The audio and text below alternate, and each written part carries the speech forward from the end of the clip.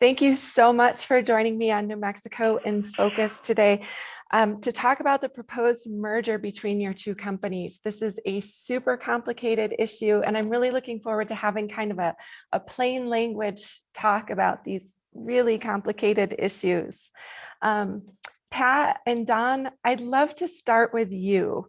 Why does PNM need this merger? Why is this so important for PNM?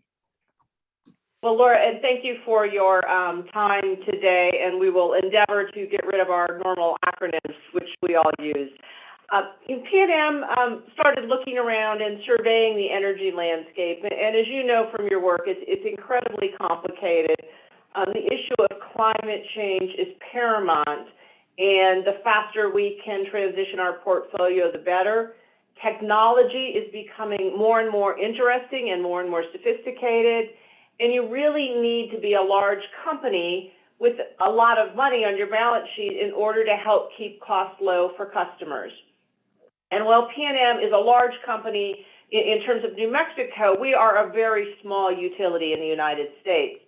So we started looking around for someone that had all the things that we wanted in a merger partner, someone that had the same values that we did in terms of respect for our environment, for our communities, our employees, and our culture here in New Mexico and communities, someone that had a big balance sheet, and someone that had technological expertise.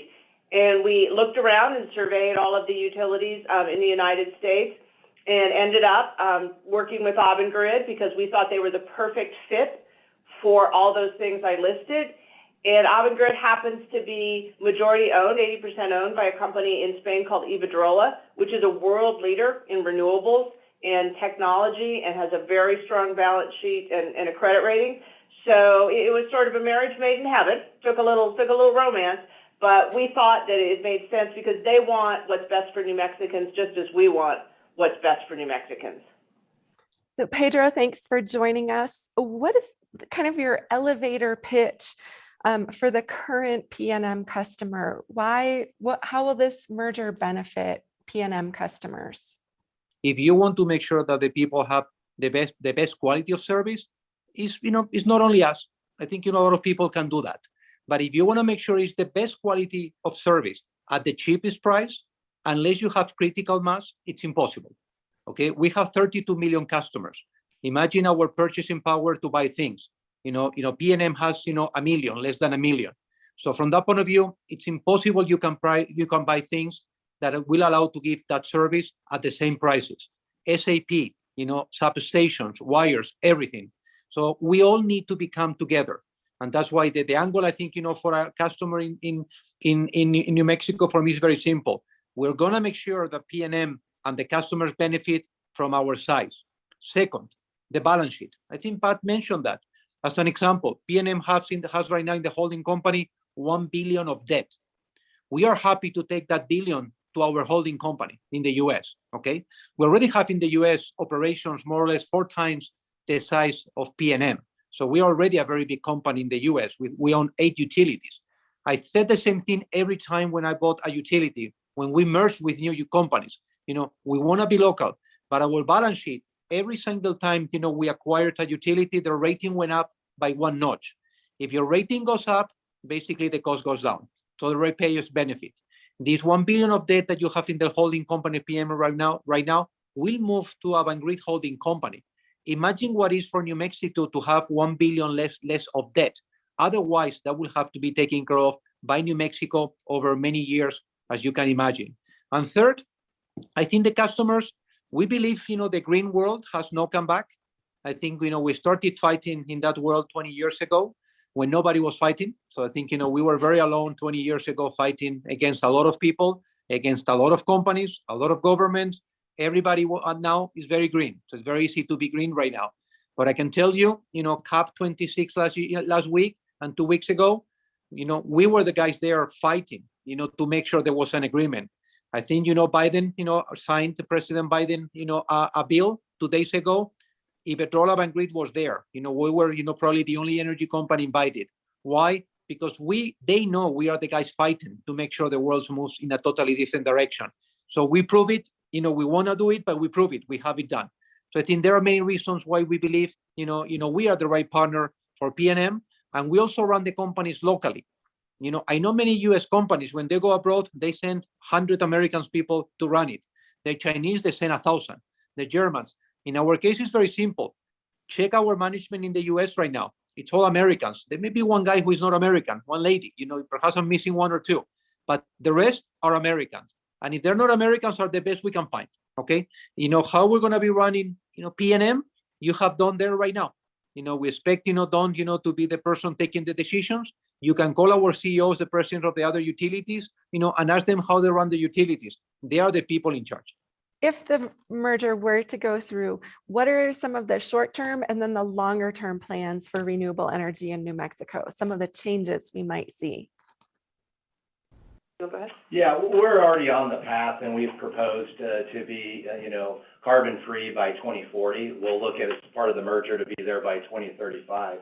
And so, as Pat said, we need battery technology, and we need other technology to come along to kind of fill the gap, and that'll be important. But we're all confident with the dollars and the money that's going in that will happen. And so, in the near term, it's continuing to look for those renewable resources, whether they're battery, wind, or solar. At the same time as balancing our reliability need, we absolutely have to be reliable, and so we'll continue to balance that. But as we look in the future, you'll see an energy sector, and it's not just in New Mexico; it'll be in the West. But I'm convinced there'll be new technology along there as well too. So the battery, the wind, the solar, pump storage is another element. But there's a whole different other set of factors that are out there that will continue to, as innovation continues to kick in. I know that Iberdrola is heavily invested in, they've been doing this for 20 years. They were well in front of the curve in Europe, and they've invested and they continue to invest in new technology. So that will be one of the huge benefits we get, is we can leverage some of that technology that they're well down the path on. Pedro, could you talk about some of the specifics we might see on the ground? And also if that electricity generated by renewable sources is for New Mexicans, if it's for export, kind of what we're looking at. I think when you think about New Mexico, what can you see? Immediately, we have the resources to talk to the governor, to talk, to the other parties, to talk to the public commission, do it, outside of regulation, inside of regulation. There are many options. Texas needs energy. California needs energy. Mexico needs energy. So it's a question of what do you want to do? We are, transmission builders. There is need for transmission everywhere because the electricity, the sources are there, but there is not connected when the consumption is. So the question is what New Mexico wants to benefit from. If you want to benefit from some things, don't let just people to build the assets, own them, and be somewhere else. Make sure they become locals. That's what we want to do, to create a hub in New Mexico that, the employment, the economic development remains there. We have done that in the past. Everywhere we were going to do offshore. You see the offshore wind development right now in the US. Well, I think we're going to be one of the 3-4 players in the US doing offshore wind. Well, we're going to need a lot of, backup work, engineering work, centers, et cetera, et cetera. We have, control centers in Glasgow. We have control centers in Toledo, Spain. Okay, you don't need to have that where the offshore wind assets are. Of course, we're going to have things in Massachusetts. Of course, we will have things, in the Carolinas, but we will have other things in other places. So I think we will bring the opportunity for New Mexico to start doing things that otherwise you will miss, that wave. I think we're the type of people can help New Mexico to be part of those, cakes ahead of us. So we talked to a reporter recently at the Bangor Daily News in Maine. Avangrid's been there for about a decade now. And one of the issues that she pointed out was problems with billing, especially after a batch of serious storms. And in a recent story, the Spanish press covered that customers saw their bills increase by 35% in July. I think these are the kinds of things that make New Mexicans a little bit nervous. Can you assure customers in New Mexico that these same kinds of problems with customer service or rate increases won't happen here? Okay, I think let me just go one by one, because I think it's important to make sure that we explain what it is, because the way you put it there is not really what what's happening. The first thing is we changed the billing system in Maine. If you ask any utility operator, when you change a billing system, you have a real mess. Okay, but we have to do it, and it was the time to do it. It's now 19 months non-stop with no issue, zero. So if you want to speak about 2 years ago and 3 years ago, when we changed the billing system, I agree, but we have to do it. And we're very proud how the work was done by the local people, and we put additional efforts, 19 months with no issue. So we're very comfortable about what it is and not is. Second, you're referring to a rate increase. We are right now, going to the Public Commission in Maine because the rate increase coming ahead now is because of the generation piece of the bill. It's not because of the networks, okay? Because of gas prices, because of other reasons, the generation piece, what we call the supply piece, has gone up materially. It's not because of the networks. And also you have transmission projects in New England that are allocated, to Maine because they benefits, later from that. Again, that's not because of, central main power. So that's another example why, it's not what we are doing. It's things that you have to put in the bill for other people. Third, we had, very strong opposition, from, some legislatures in Maine, to a transmission line from Canada into Massachusetts. That is funded by the fossil and nuclear operators in the region. They don't want any new generation there. Why? If you bring hydro, it's very cheap. If you don't bring any electricity into New England, the prices remain very high. You make a lot of money. So that's why the opposition we have had to the line is funded by fossil generators that they want to make sure nothing is built. Nothing. No new generation, no transmission lines to bring power, etc., etc. In Maine, we are the best operator in reliability and service by far.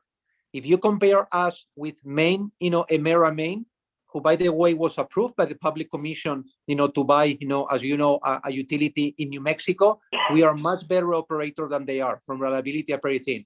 And the Public Commission approved them. That's why we're very comfortable.